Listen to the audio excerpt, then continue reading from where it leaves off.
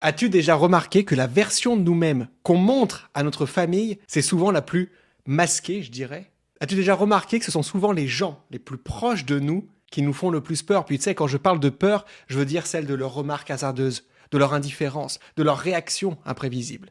Et tout ça, ça génère intérieurement du stress et des émotions, parce qu'une partie de toi, à ce moment-là, aurait tellement voulu être comprise, aimée, ou même juste écoutée. Et souvent, eh bien, les non-dits, les blessures et ce mal-être enfoui depuis des années a tendance à ressurgir à l'occasion des retrouvailles familiales du réveillon, par exemple.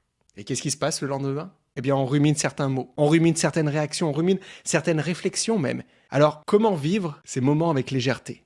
Comment faire pour rester dans l'instant présent, dans la sérénité et la joie plutôt que dans un stress omniprésent, des pensées oppressantes et une tension intérieure qui vient impacter tes envies de sucre, qui vient impacter ton sommeil, ton ventre qui se met à gonfler sous stress et cette graisse qui s'accumule à la taille. Si je te disais que la clé se trouvait dans la gestion de ton cortisol et que toi, tu peux agir dessus en te rappelant déjà que les autres agissent pour eux et pas contre toi. Et que leur carapace, c'est une façon de se protéger, que leur réflexion, c'est une façon de se protéger et que ce n'est pas une attaque personnelle. Et ensuite, toi, tu peux agir dessus, sur ton cortisol, en redevenant conscient, juste un instant, de ta respiration. Quand tu sens ton cœur s'emballer, que tu sens l'émotion te submerger, inspire profondément par le nez et expire par la bouche, ni vu ni connu. Et tu verras que ces simples actions vont venir calmer ton système nerveux en quelques secondes et te redonner un sentiment de contrôle.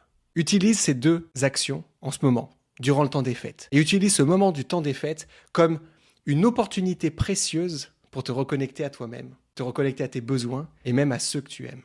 Mais pour obtenir tout ça, ça commence toujours par une intention, celle de te prioriser, même au milieu du chaos festif.